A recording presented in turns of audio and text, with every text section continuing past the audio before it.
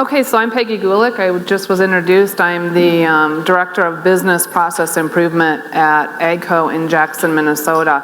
And that kind of pulls together, if people want to know what that is. We talked a little bit earlier about marrying the business process to IT, and that's what our department does. So we have Lean, the Lean process improvement side that is functional and deals with processes, and then we have the IT team. I did bring Rick and Brandon with me, so they're here to represent those two teams for us today. Probably more importantly than introducing myself, I'm the 6 of diamonds. So anyone looking for that straight or anything, I get the opportunity to tell you what my card is up here, so find me afterwards. For those that don't know AGCO is about a $15 billion public company. We manufacture agricultural equipment, tractors, combines, sprayer equipment. We represent some very large brands in the world, Fendt, Challenger, Massey Ferguson, and Valtra, and we're global. So we're in many countries. Fendt in Germany is very large. We manufacture Massey Ferguson and Challenger here. Just talking a little bit there about so I'm going to take it down a little bit. Our corporate office is only about 30 miles from here in Duluth, Georgia, but we're in Jackson, Minnesota, a town of 4,000 people, and 1,000 people work at the actual plant that we're in. We do make the Massey Ferguson and the Challenger tractors. We also make sprayer equipment, rogators, and terrigators. And there's a picture of our plant there for you. There's our tractor team in front of our innovation center. And then I have a commitment here. I think it's really an important part of our business case that we're very culture driven, very much about the people, very much about the people's ideas, and the people being problem solvers. So we have a great program called the Kaizen Action Program. We reward people for ideas, and that brings the culture together. And we have a lot of great projects. The last one on there was a pink tractor we did last October, and traveled around the world and raised $50,000 from an employee idea for Susan G. Komen. So here's where we get into the business case. So our business case was really, really simple to start off with. We had about the 4th rugged tablet come back into IT in about 2 weeks. That one right there was run over by a 27-ton tractor. It was left on the track, and when they rolled it out the doors, it went under the tracks and was run over. So again, we're an employee-driven company, so they sat down with their Kaizen action sheet and their problem solving. And then they did their fishbone and they looked at their 5 whys. And the last time they did this, they'd been working on computers, and the solution was, let's go to tablets. So we went to tablets, and now here we are facing another issue. So we sat down and talked about it together, and we thought, well, we could get some duct tape, strap them to them. You know, they can't drop them. They have to keep track of them. And it just so happened that Google announced their developer version of Glass. You know, we were the lucky guys, right, that got 1 pair. And we thought, what the heck, you know, we're going to give it a try and see how it flies. So that's where our journey started. First part of it, and I'll go into an in-depth timeline so you can see that, but was just basically what you guys have all been talking about today. Is it a tool or is it a toy? And so we had to go through the wearability concept. You know, we had heard things, people talking, does it cause headaches? Do the batteries last? Does it overheat? You know, right eye, left eye dominant. We went through that whole concept. Prescription glasses, only some employees with 20/20 vision can use them. And that took a while. We went through that process for probably 6 months, really reviewing whether it was a viable tool or not. So here's the journey, and these are some of the partners that we're with right now. December 13th, we got that first pair of hardware, and we started playing with it to see if it was even a viable wearable option. And then we went into gosh, you know what, we can use this tool, but we need an application, right? You put them on your head and you're like, oh, well, connect it to our QMS. You can't type on them, you can't do any of that. So we went out seeking an application partner, and we ended up with Proceedix. Peter's here representing Proceedix today, and been a spectacular partner. So now we have a pair of hardware, a glass, and we have a solution, and we're all excited to walk out on the manufacturing floor and show everybody what the solution was to their tablet. And we realized when we get to the door, we can't. We have no safety glasses. You can't wear those on the floor. We're not OSHA certified. So our PPE provider is 3M, and they did a really nice job for us of coming back with some prototypes that we could just at least get this tool on the floor to experiment with it from a functional perspective. So that's where we went with that. Our last piece of it was when the users got really excited about it, and we had purchased 6 more pairs of the developer glass at this point in time. Users were excited. They were coming back with all kinds of ways that they wanted to use it globally.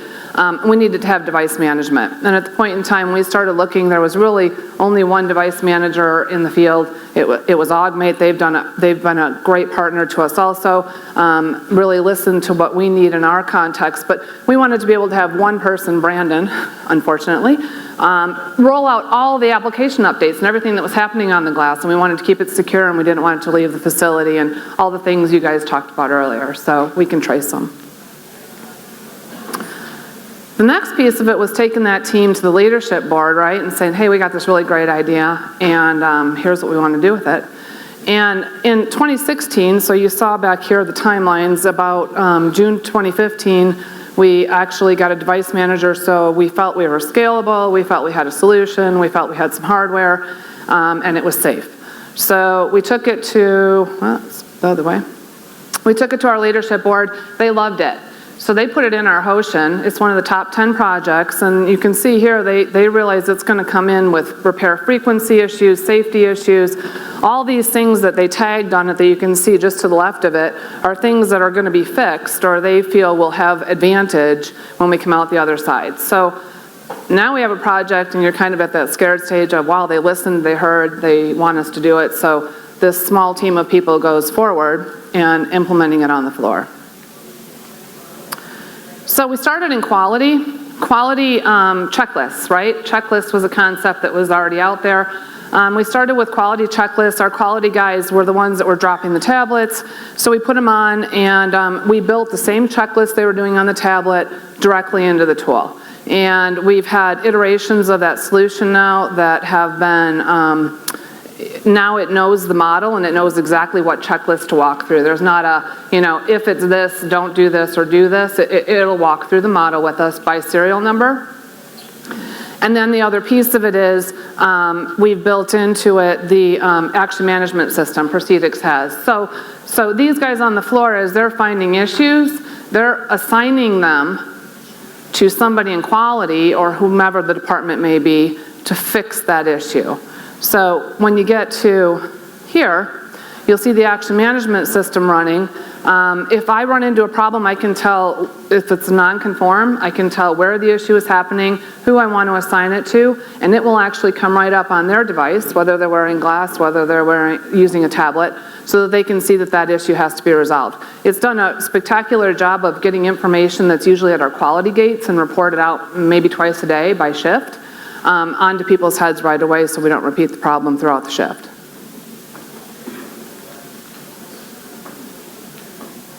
So the quality business case, I know there have been a lot of questions today on, you know what, we have a video here. Actually, I apologize. So this is it in action on the floor. Verify outside mirrors function and are secured properly. Proceed. Okay, glass. Proceed. Verify the rear view mirror in the cab is installed correctly and not damaged. Okay, glass. Proceed. Verify steering wheel telescopes and tilts freely. Okay, glass. Proceed. Verify interior cab lights function. Inspect the fuse panel cover and check decals for defects.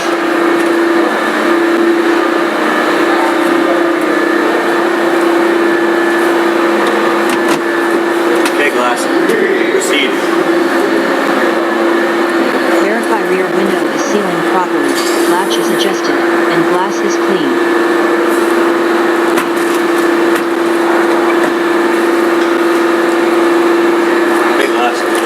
Proceed. Verify the front window shade functions and all hardware is tight. Okay, glass. Proceed. Verify Verify cap door striker is adjusted to ensure door seal contacts frame to provide proper seal. Okay, glass. Okay, glass. Proceed. Verify the fuel cap and def cap are not damaged and fit properly. Chains must be attached.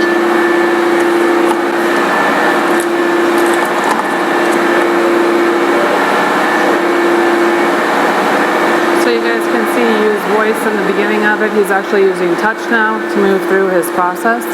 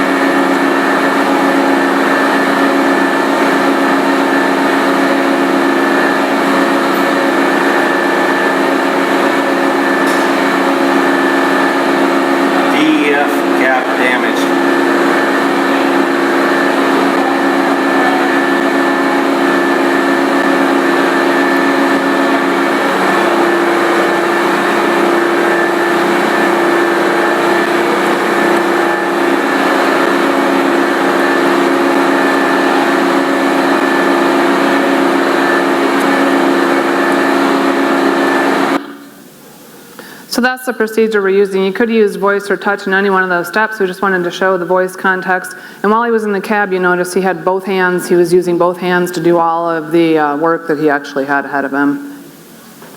So this is the quality business case we came back with. We knew it was going to be a good tool to have out there. I don't think we realized how good.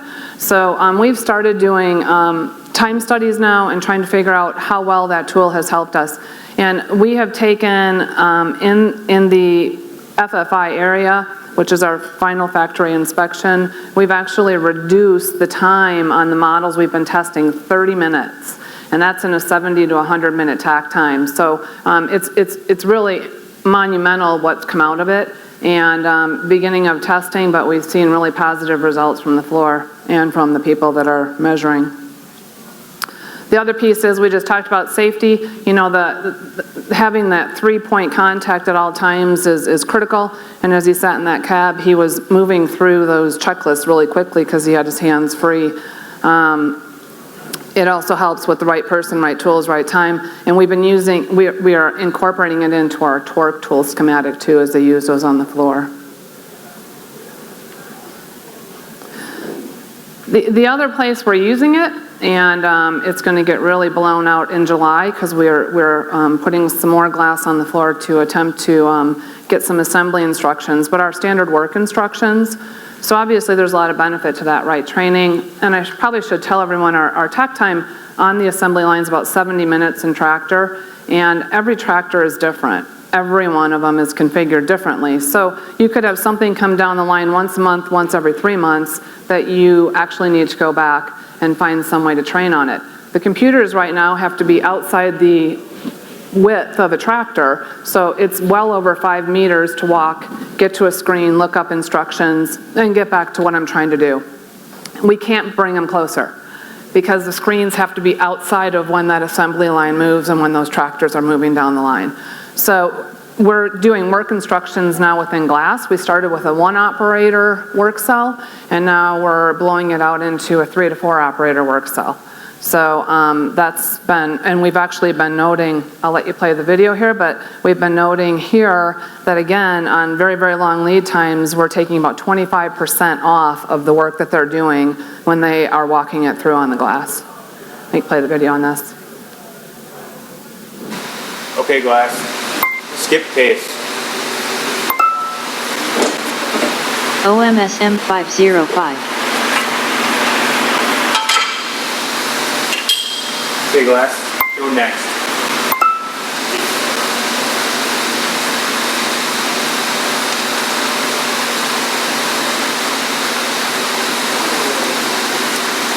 Okay, glass. Show previous.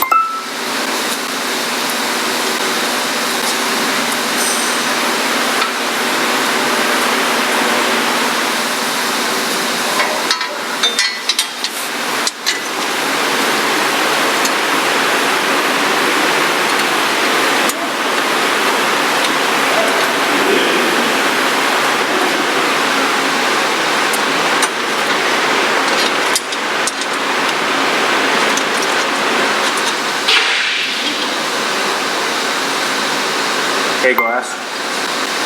Zoom picture.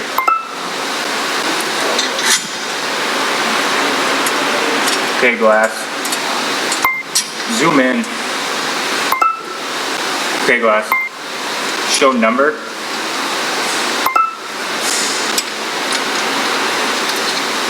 Okay, glass. 2.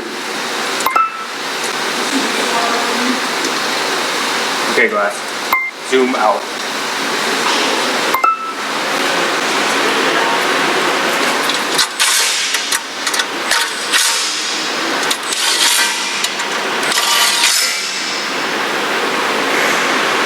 Okay, glass. Exit zoom. Okay, glass. Proceed. OMSN 229. Okay, glass. Show next.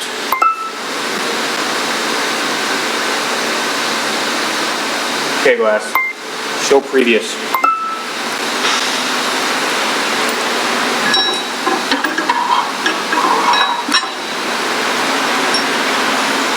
So he's seeing all the materials he needs for that. Prior to this in our plant, he had to walk across the aisle to a computer, remember in his head what he needed to pull, just the nuts and the bolts, all the line side inventory.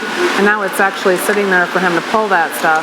He can move back and forth in screens, he can zoom so he can see where to apply it. Okay, glass. Okay, glass. Proceed.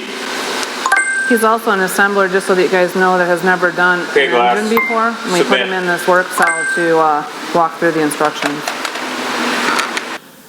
Did you say he never pulled a cast before? In the engine area, no. He works in the tractor factory, but we're making him actually do all of our walkthroughs in places that he hasn't been. The next place we're going is paint, so that he has to do plugging and taping and paint that he's never done before. So the way we're testing it right now is we take the person who's always doing it with the tools they currently have, and then we bring someone in to do it the way they used to do it, right, with the tools they currently had, and then we bring that same person back in to do it with the new tools. So, you know, it takes multiple iterations because we have multiple models to look at, but that's basically the way we're coming up with our test numbers. What percent reduction in training time have you realized? Or have you been noticing? You know what, the training time, well, again, he and anyone else that we put into the engine area, that's been the 30-minute, but the question's bigger than that too, right? It's, you know, you could have it could go a lot faster, but our quality could have gone downhill. The really nice thing that we've shown is training time has gone down and quality has gone way up. I mean, to the zero defect point as it's coming off of that station. So the other piece that was nice, and someone mentioned it this morning, and I want to cover that. OMSs are the way we currently, it's a two-dimensional diagram with instructions. We're sequencing them and timing them now for this tool, but we did not have to go back out and redo everything that we currently do on the floor. We were able to populate that through Proceedix into Glass so that we didn't have to have that whole team of people that has to redefine how we do business. Right? So that was a really critical point for us. We don't have that kind of capacity. So we're using what we had, we're sequencing it, we're timing it, and then we're allowing it to display through the glass. Let's go ahead and hit this video. So this, I just want you guys to see assembly in the tractor. Watch the people moving in and out of the lines, because a lot of times they're going to get instructions, sometimes tools, but a lot of time instructions. So I think it's kind of fun to watch. So you can see the unit they're working on, but they're off here a lot.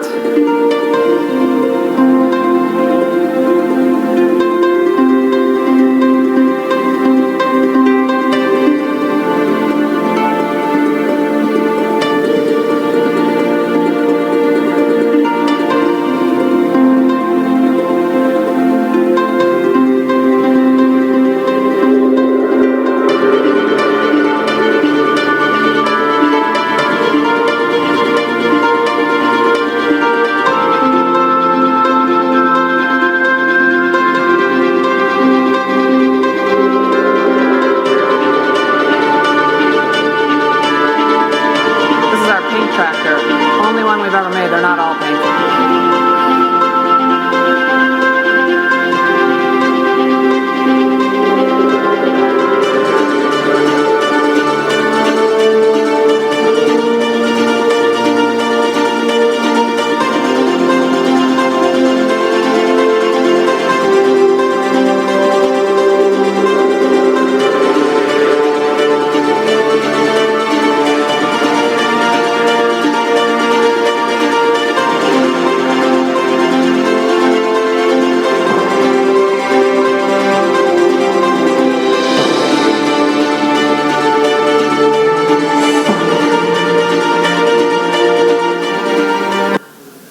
So that, you see the people coming and going, in and out, a lot of that is time spent trying to get instructions off the computer. So our next project on that is actually starting in July, and we have 3 operations identified where we're gonna be putting them through the standard work instructions on the tractor line. So, and again, some of the, I think everyone's already addressed these this morning, some of the benefits, the training side of it, our cycle times go down, we have a lot of traceability, which I know there are a lot of conversations in here on, yeah, but people don't always like to be traced, and we understand that. We have some union sites, and we have learned that even in our international sites, when the benefit outweighs the traceability to the employee and the union, you can actually put those in. So, you know, the benefits to the employees are broad, and we've gone in and proven some of those.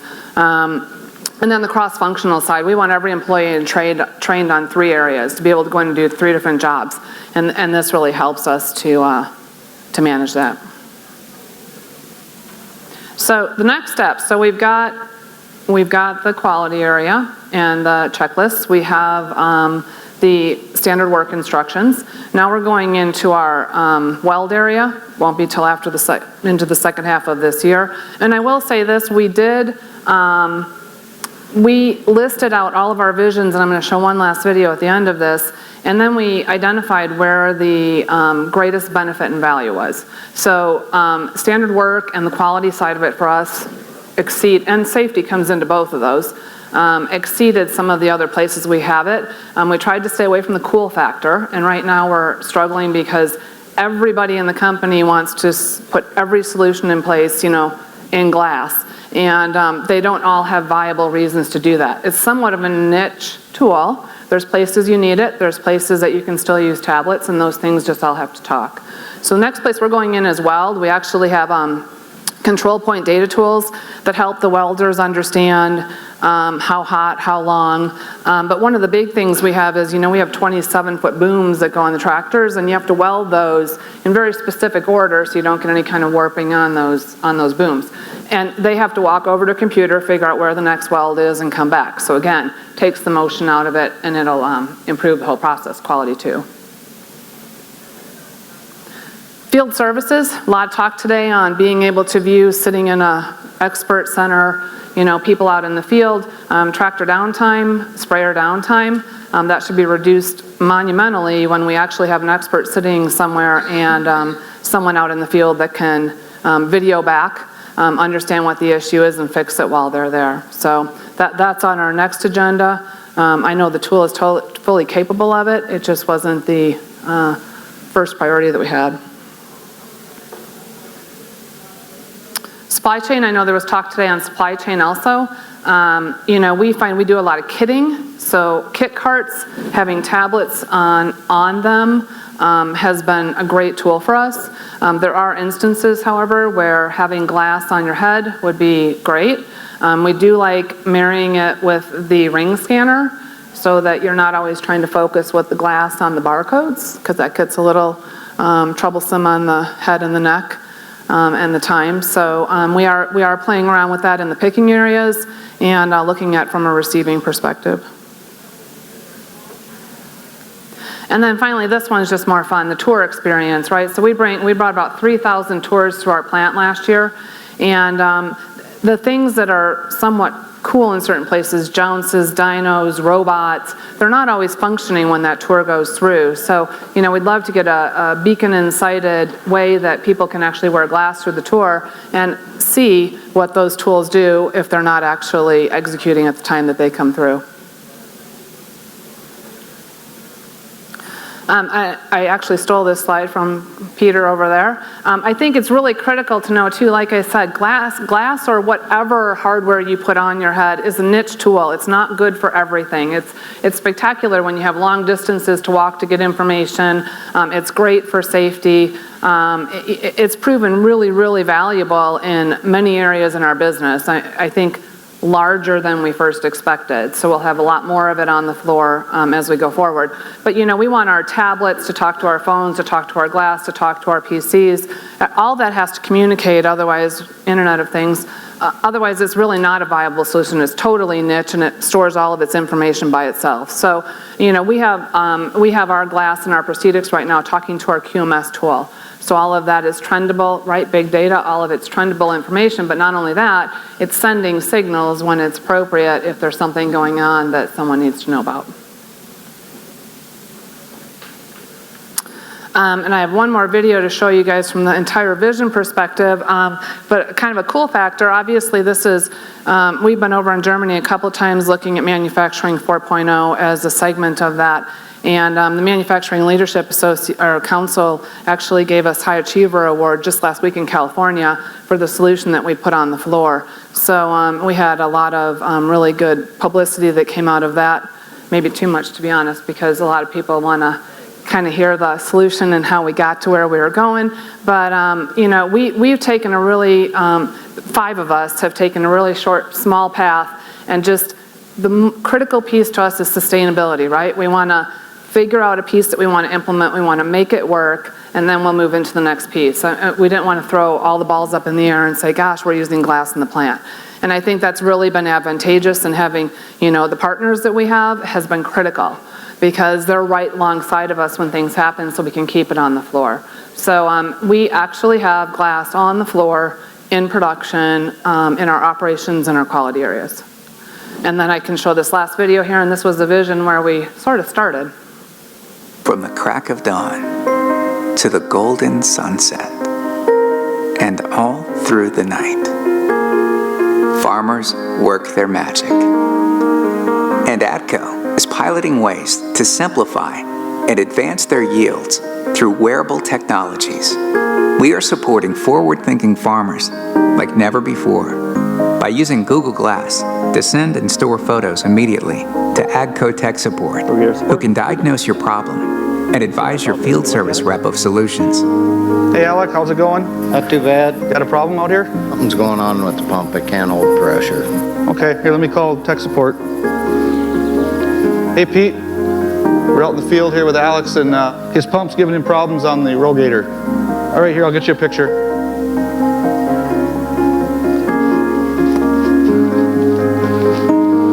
All right, I'll take a picture for you, Pete. Okay, it's coming your way. We are improving quality by following step-by-step work instructions in weld, paint, and assembly, while glass-prompted advanced final product inspections drive value to our distributions and consumers. Google Glass allows us to collaborate and share with cross-functional teams in real time with hands-free documenting capabilities. Proceed. No. Take picture. Immediate information allows trending of problems with rapid turnkey solutions. Tours are more engaging by sharing beacon-activated pictures and videos, while AGCO guests are guided throughout the plant. As the world of agriculture changes, so do we. And when every second counts, advanced technologies like Google Glass help us deliver that. Welcome to the wonderful world of AGCO, leading the way with Google Glass.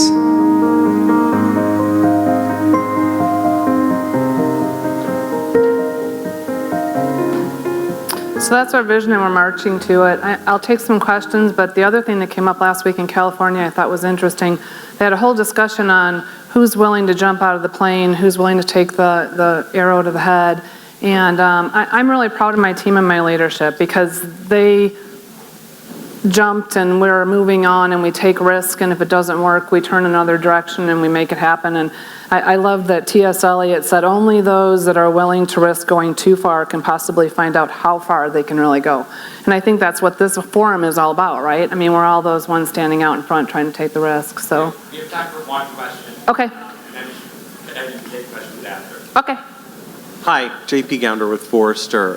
First of all, that was really impressive. I mean, the way that you've laid out the entirety of how you're using smart Thank glasses, very well done. I'm curious about your assessment of Google Glass as a hardware platform, both from, are there features that you feel are missing or that you wish you had? And also, what was the receptivity of the workforce to actually using it from an ergonomic perspective? You know, those are really good questions, and I'll try to answer them quickly because I know my time is up.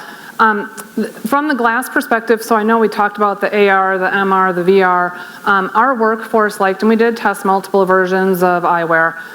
They liked that they had access to information when they needed it, but it wasn't always in front of their face. So that's kind of where we settled on. We tested other versions that were a little bit tougher to wear on the floor. You know, the floor is a rugged place. And they really, from the concept of what we were trying to get out of it, that was it. We do charge them twice a day, so we have a charging booth, and they can turn a pair back in and get another pair out after lunch, because the battery life isn't long, especially if you're doing videos. But you can put all kinds of things on. We chose when we started that the glass would be the only device. We didn't want battery packs and processors attached. We wanted them to be able to put glass on and go.